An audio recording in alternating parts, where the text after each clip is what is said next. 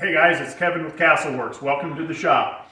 Hey, in the past I've done some little snippets on my engine oil cooler and transmission cooler project, and I'm happy to say the project is completely finished. It's up and running. Real happy with the initial testing and how it's going, but I thought it might be good to do a series, just one shot on kind of take you through the entire system, the history, what led me to do it, and just some thought process on the entire project. So I started out wanting an engine oil cooler and transmission oil cooler. Now, generally most folks will mount those coolers up near the front of the car, simply because there's airflow. You get plenty of airflow out in front. Most of the time they are mounted in front of the radiator. I really didn't want to do that simply because you're taking airflow away from the radiator. That affects engine cooling. The other option is to, you could cut some more holes up here, mount them down somewhere.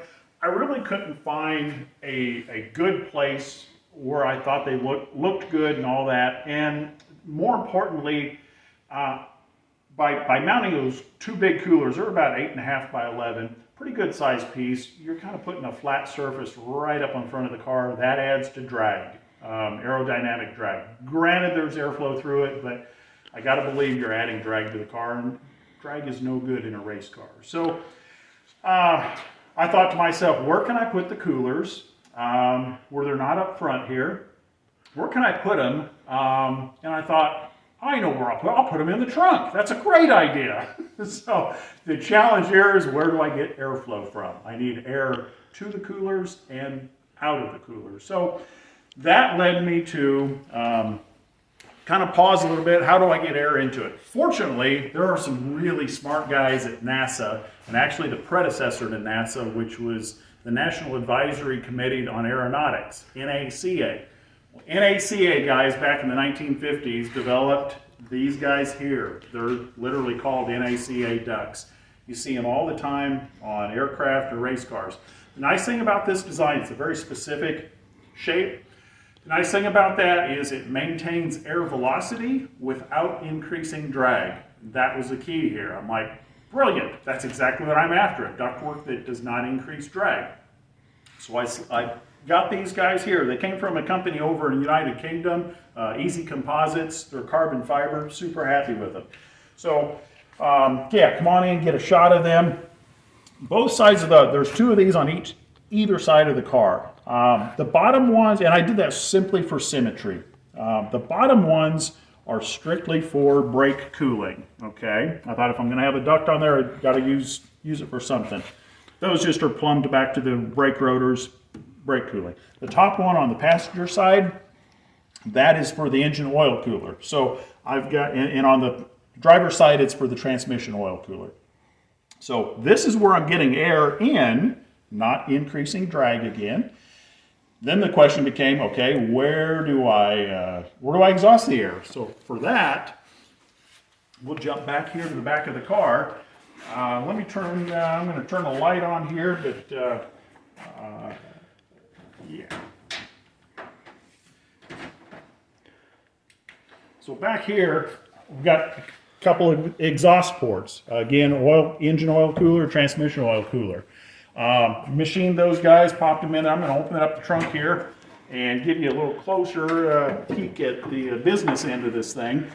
It's not super attractive to look at, but basically there's ductwork here. You can kind of see this 3-inch flexible tubing. It's pretty common in race applications. Runs up to this transition. In here is the oil cooler itself, as well as an electric fan. So I can run, I can get airflow while the car is sitting still. I don't need motion to get airflow. Anyway, same thing on both sides. This one's for the transmission. The transmission, I had some kind of unique challenges, and that was, how do I get gear lube into the transmission? How do I know when the level is correct? So for doing that, back in, you can't really see it, but clear back in there is a Tilton gear pump. And that's going to be pretty dark to see, but anyway, it does a fantastic job. It's self-priming. It has a check valve on the output, and it's plumbed into the return line going back to the transmission. To fill that, I just ran a T off of the cooler with a plug here. Nice thing was I fire up the Tilton pump and it literally just sucked the gear lube right on in. It was a fantastic system. So then I'm adding gear lube, but then the challenge was, how do I know when it's full? Let's jump around to the side a little bit. I'm going to close things down here. And to do that, I had to know, normally on a transmission, there's a bottom fill plug and there's a top plug, well, top fill plug, and then there's the drain plug on the bottom. The return line comes with the fill plug. Normally you fill from right to the bottom of that top fill plug. Well, with the return line running there, how do you know when you've got gear lube and the entire system is filled? Because I wanted to get the cooler lines filled, the cooler itself filled. How do I know when it's full? So on the drain plug side, I added a T, put in a sight glass, ran the pump, kept adding fluid until that sight glass came up to the level of that fill plug, right to the bottom of that. Worked out perfect.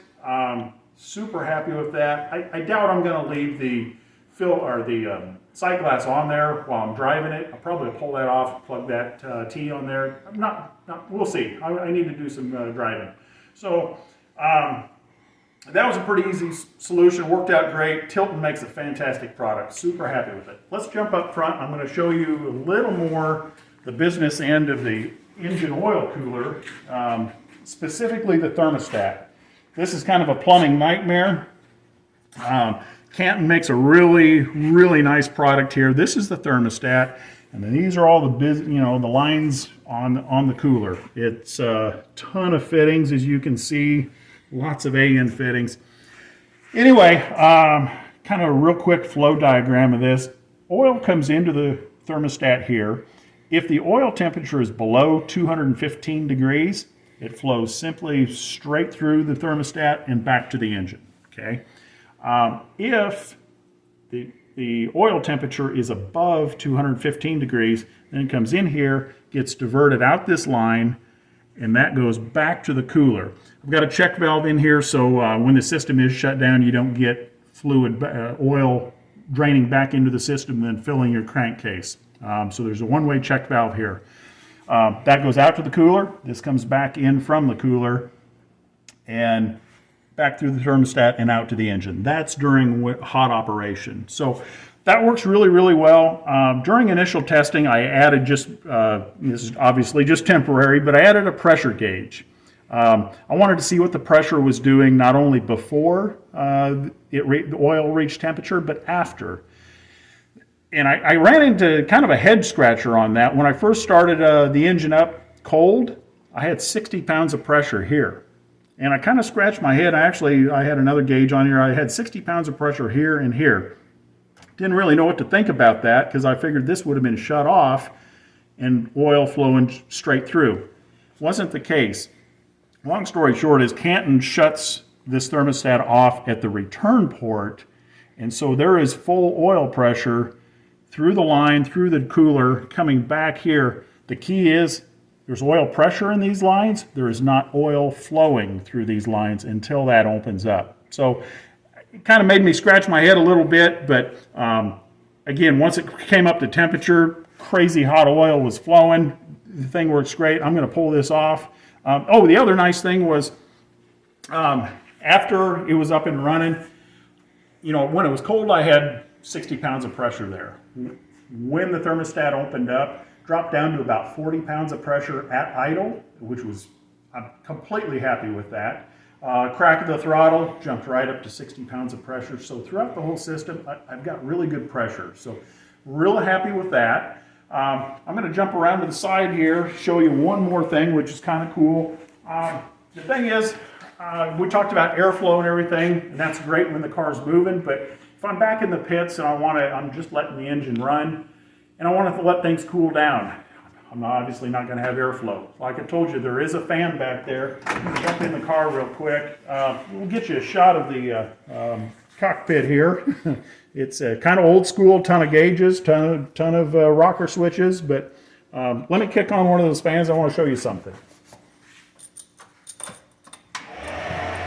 So you can hear the fans firing up. Little piece of paper. So on the bottom one, Nothing. Obviously, that's just going to the brake cooler. This guy here, plenty of plenty of airflow. That thing just draws it right in. So now I can sit in the pits with the cooler running, and I've got plenty of airflow.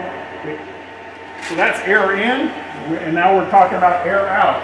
You can hear the fan, but again, see if I can reach over there. Lots of airflow. The cool thing was is when I ran this the other night. Let me turn that off real quick so it's not so noisy.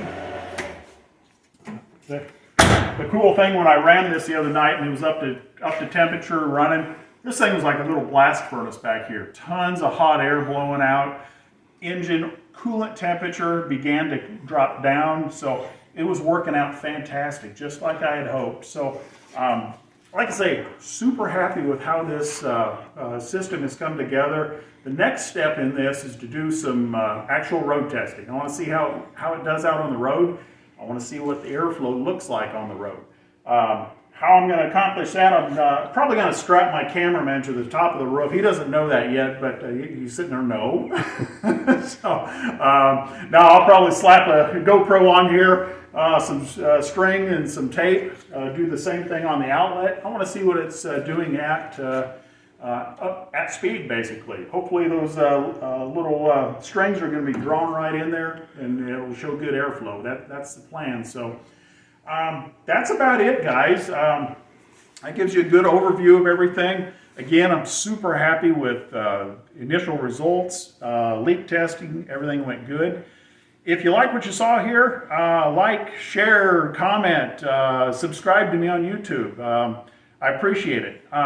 It's all at castleworksmotorsports.com. Give me a shout if you got any questions. Give me a shout if you'd like to see something specific. I'm always up for a really good project. So until then, guys, I appreciate you tuning in.